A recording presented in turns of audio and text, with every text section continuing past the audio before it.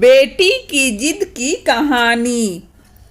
कोमल प्रियदर्शन जी की इकलौती बच्ची, जिसे वो बहुत लाड प्यार से पाल रहे थे। कोमल 7 साल की थी, लेकिन उसके पिता उसे कभी केवल 2 साल की समझते थे। प्रियदर्शन जी का बहुत बड़ा कारोबार था। शहर के बीचों बीच आलीशान कोठी, कई नौकर उनके घर की देखभाल करते थे। कई बड़ी बड़ी गाड़ियां, पैसों की कोई कमी नहीं थी। सुबह कोमल सो रही थी, तभी उसकी मम्मी कविता ने उसे उठाया। कोमल जल्दी से अपने पापा से मिलने आ रही थी, क्योंकि पापा चले जाते हैं, फिर रात को देर से आते हैं। वह सीढ़ियाँ उतर ही रही थी, तभी उसने देखा उसके पापा मैनेजर राधेश्याम को डांट रहे थे। राधेश्याम जी, आपको कितनी बार कहा है कि मुझे काम में लापरवाही नहीं चाहिए, लेकिन आप ठीक से काम ही नहीं कर रहे हैं। ऐसा है तो आपको नौकरी से निकाल देता हूँ। आपके जैसे बहुत से मैनेजर लाइन लगाकर खड़े हो जाएंगे।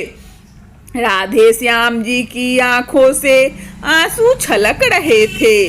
उन्होंने गिड़गिड़ाते हुए कहा, सर, मेरा बेटा बहुत बीमार था, इसी कारण हॉस्पिटल जाना पड़ा। मुझे काम से मत निकालिए, आगे से ऐसी गलती नहीं होगी। कोमल सीढ़ियों पर खड़े खड़े सब सुन रही थी। थोड़ी देर बाद बात करने के बाद राधेश्याम जी चले जाते हैं। कोमल अपने पापा के पास आ जाती है। उसे देखकर प्रियदर्शन जी बहुत प्यार से कहते हैं, मेरा बेटा आ गया, आज तो बहुत जल्दी उठ गया।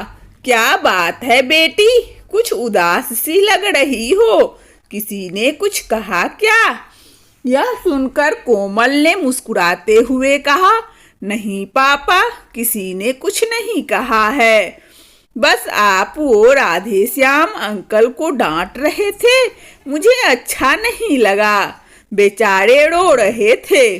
प्रियदर्शन जी ने कहा, बेटा, तुम इन लोगों को नहीं जानती हो, ये लोग कोई ना कोई बहाना बनाते रहते हैं। आगे से मैं ध्यान रखूंगा कि तुम्हारे सामने ये सब ना हो। प्रियदर्शन जी बातें कर ही रहे थे, तभी कविता जी ने आकर कहा, चलो, आपको ऑफिस के लिए देर हो रही होगी। कोमल को भी तैयार होकर स्कूल जाना है। कुछ देर में कोमल के पापा चले जाते हैं। कोमल भी तैयार होकर स्कूल चल देती है। स्कूल में भी उसका मन नहीं लगता। घर आकर वो अपनी मम्मी को सारी बात बताती है। मम्मी, हम पैसे वाले हैं, तो क्या सब हमारे नौकर हैं? कविता जी ने कहा, नहीं बेटा, ऐसा नहीं है, तुम ये सब मत सोचो।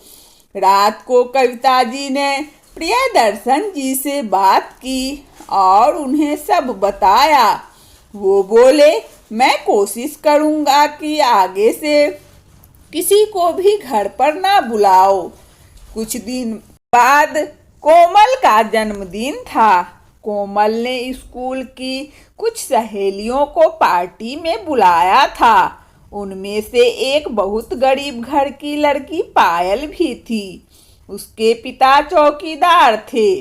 पहले तो उसने मना कर दिया, लेकिन कोमल के जिद करने पर वह आने के लिए तैयार हो गए।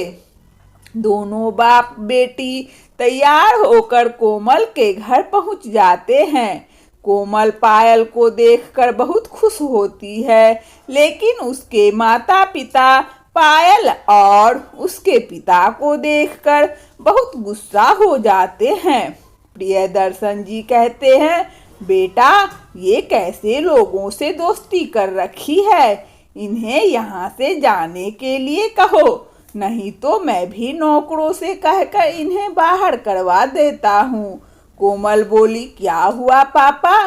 पायल मेरी सबसे अच्छी दोस्त है। कविता जी कहती है, बेटा दोस्ती बराबर वालों में की जाती है, ये हमारे लायक नहीं है। इनकी बातें सुनकर पायल और उसके पिता वापस चले जाते हैं। कोमल को ये सब बहुत बुरा लगता है, वह किसी से बात नहीं करती। अगले दिन से वह खाना पीना सब छोड़ देती है।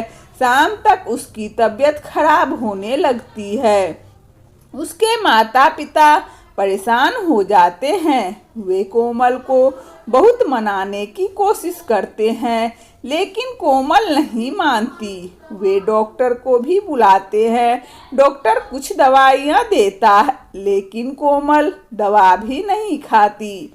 इसी तरह 2 दिन बीत जाते हैं। कविता जी का रो रो कर बुरा हाल हो जाता है। कोमल बेहोश सी होने लगती है।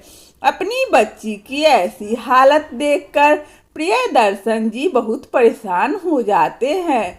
बड़े से बड़े डॉक्टर भी जवाब दे देता है। कविता जी बहुत मुश्किल से कोमल से बात करती है। कोमल उन्हें बस इतना ही कहती है, मम्मी मैं गरीब होना चाहती हूँ, जिससे किसी गरीब का दिल ना दुखा पाऊँ। यह सुनकर उसके मम्मी पापा को गहरा धक्का लगता है। वे समझ जाते हैं कि उनका गरीबों से भेदभाव ही उनकी बेटी के लिए जानलेवा रोग बन गया है। प्रियदर्शन जी अपनी बेटी से कहते हैं, बेटी आज के बाद मैं किसी का अपमान नहीं करूँगा। कविता जी भी उसे समझाती रही। प्रियदर्शन जी उसे छोड़कर स्कूल पहुँच गए। वहाँ प्रिंसिपल को सारी बात बताई। उसके बाद वे पायल को लेकर उसके घर गए। प्रियदर्शन जी ने कहा, भाई जी मुझे माफ़ कर दो, मैंने उस दिन आपका अपमान किया था। मेरी बेटी उसी दिन से खाना पीना छोड़कर बीमार पड़ी है। मुझे पर एक एहसान कर दो, मेरे साथ चलो। पायल के पिता पायल को साथ लेकर उसके घर पहुंच गए। पायल ने कोमल से कहा, देख मैं आ गई, तेरे पापा मुझे लाए हैं और अब वे कभी गुस्सा नहीं करेंगे। प्रियदर्शन जी ने कहा, बेटा अब तो कुछ खा ले, देख मैंने अपना घमंड छोड़ दिया है। अब मैं अपनी सारी दौलत गरीबों में बांट दूंगा, तू भी अपनी जिद छोड़ दे। कोमल ने हाँ में सर हिलाया। उसके बाद डॉक्टर ने कोमल को जूस पिलाया, फिर कुछ खाने के लिए दिया।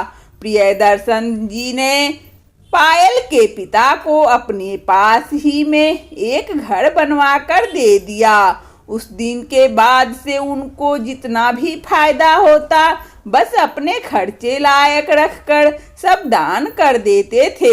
बेटी की जिद ने एक पिता को जिंदगी का सबक सिखा दिया।